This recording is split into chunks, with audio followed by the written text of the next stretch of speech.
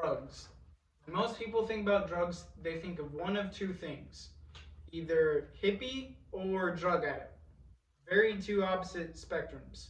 But the drug is only one thing, and it's not good or bad. It's neutral. It is our mind that actually creates the label of whether a drug to us is good or bad, or even in some cases a drug, because some people will say, yeah, I'm drug free, yet they go out to the bar, drink alcohol at the bar, wake up the next morning with a hangover, pop a couple ibuprofen, get some coffee, put some creamer in there, and drink that. That is literally a drug cocktail. You're taking ibuprofen, caffeine, and sugar and mixing it all into one, essentially, in your stomach. So, like, I'm not saying that this is good or bad. I'm just saying that drugs are a lot more than what they think they are. Like, the neurotransmitters in our brain, dopamine, serotonin, those are drugs. Drug is anything that changes the chemistry of our brain and how it works. So today's society is based off of a couple different things. It is based off of how how pharmaceutical companies work today in the pharmaceutical industry with doctors, how psychedelics can help this out, and also how we can just be informed and use responsibly and safely. So, how now that we have discussed that, how does our society currently talk about drugs and like use drugs essentially? The pharmaceutical industry and doctors. So, most doctors are required by law that they actually cannot prescribe people herbal remedies or natural drugs, and that they have to give them an actual pharmaceutical drug.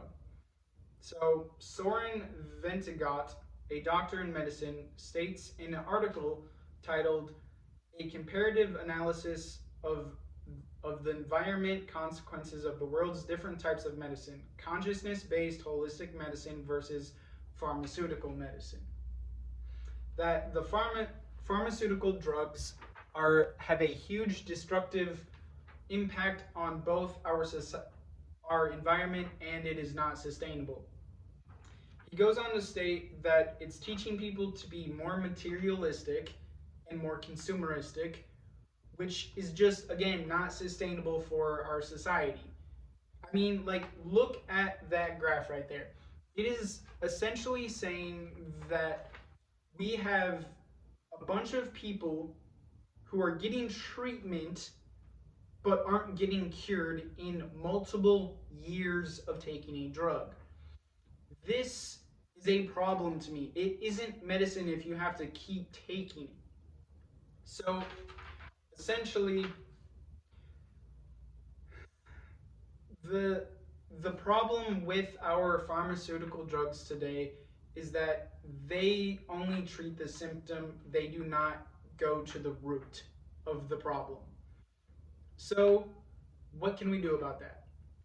Well, potentially psychedelics can actually help if taken responsibly and safely. So, how psychedelics can help. Starting off with marijuana, we all know that marijuana is this completely safe drug that can help a multitude of things, including epilepsy, cancer patients, insomniacs, people with appetite disorders. The list can go on and on and on. So, but did you know that the pharmaceutical companies created a synthetic form of THC that they can profit off of? It is called Marinol. Marinol produces a high, but if you took a stoner and gave them Marinol, they would say they never want to take that again. Why? Because the high is a lot more unpredictable, being able to cause a gut-wrenching anxiety or paralyzing paranoia. This is because it is missing the other 112 other cannabinoids that are in the marijuana plant that help to interact with the THC high that you get to produce a more calming, serene, relaxing high. And so that's a problem when they literally say that Marinol is proven and can help people in cancer treatment to not feel as nauseous and to help make them eat, yet the marijuana plant is supposedly still no medical uses. I see a problem in how they do that. But so LSD, mushrooms, and ayahuasca have shown promising results that help treating a multitude of things, including alcoholism, nicotine addiction, and substance abuse disorders. According to a article and study done named Innovative Strategies for Addressing Substance Use Disorders, the Classic Hallucinogens, by Michael P. Bogenschultz, a psychiatric doctor and professor.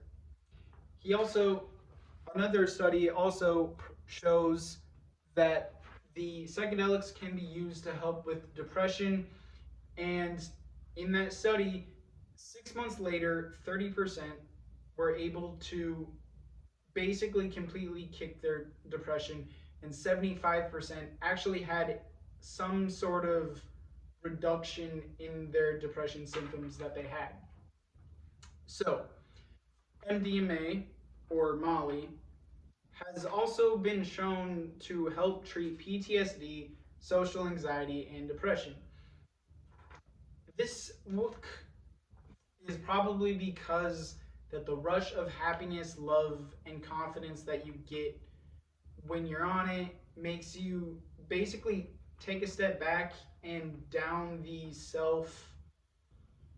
negative self-talk that some people have in their brains, and it can help them a lot, as found in a treating post-traumatic stress disorder with MDMA assisted psychotherapy, a preliminary meta-analysis a meta-analysis and comparison to prolonged exposure therapy by Timothy Amoreso, a neuroscience major that is working at Yale currently. So, Benny Shannon, an Israeli professor of cognitive philosophy, thinks that the burning bush in the religious texts could potentially be about an acacia bush. Now, this acacia bush, why am I bringing this up? It is because the acacia bush has a molecule known as DMT. Now, DMT is one, a Schedule 1 drug, and two, it is naturally produced in our bodies at very, very low amounts and is theorized to deal with dreaming and death. It is also the most powerful drug out there, and also most people who take DMT say they either met God or met a higher power. So there's something interesting that somewhat connects the two. But now that psychedelics have been shown to help cures people's addiction and illnesses, how does one go about doing it safely? So, being informed and using it responsibly and safely. In the article Psychedelic Treatments of Unipolar Mood Disorders, a Systematic Review, Sarah Flynn, a doctor, stated that in a medically controlled environment, it is pretty much very, very safe with basically no risk of dependence, because it is very, very interesting because it's not necessarily enjoyable all the time.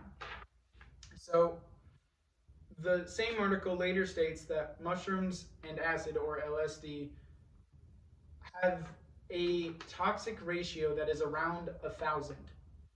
This means that it is 100 times harder to overdose on either of those drugs than it is as alcohol.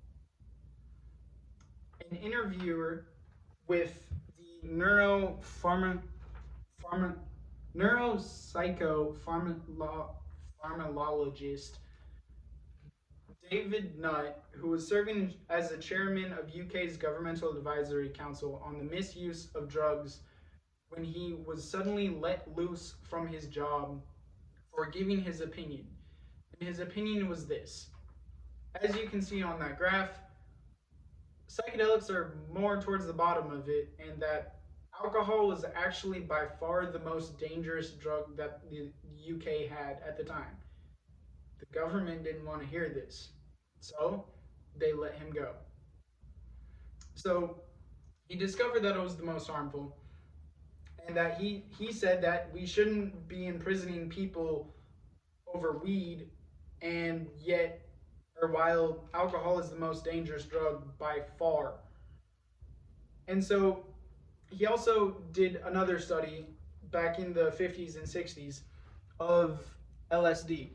And he found that you can, by doing brain scans, he saw that you can essentially rewire how your brain thinks, and that it can actually potentially help grow new neurons along with mushrooms and ayahuasca.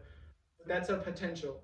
But it has been shown to help rewire your brain. So, like, if you are depressed, it can help rewire your brain to be a more happy, normal, healthy person. And so, thus, having drugs be legal and being well informed about what they do and where they should be used for and how they should be used is the best way to move forward in today's society. I think that all drugs should be legal, and we should just be informed of what they are, what they do, and where we should take it if we want to take it, / if we need to take it. So, the pharmaceutical industry and doctors, their pros and cons, how psychedelics can help in a major way with certain disorders like substance use, abuse, and mental health disorders, and how to be informed and use safely is all the things that we should look at when we're looking at our drug situation in our society today. Because drugs aren't good or bad. It's not a black and white situation. That is your ego labeling a drug based off of your societal upbringings. I mean, like, sugar is a drug that lights your brain up exactly like heroin, but it's an okay drug. You can overdose on alcohol and caffeine, but they're an okay drug. Psychedelics, you can't really overdose, or it's much, much, much harder to overdose.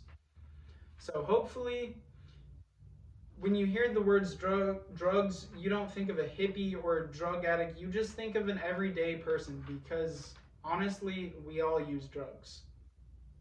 Now, whether they're actually helping us perform better as a human or we're just using them to escape is a very different thing. And I have to hope that you guys are now informed and now want to do more research into what drugs you guys are doing and what drugs you are not. Thank you very much.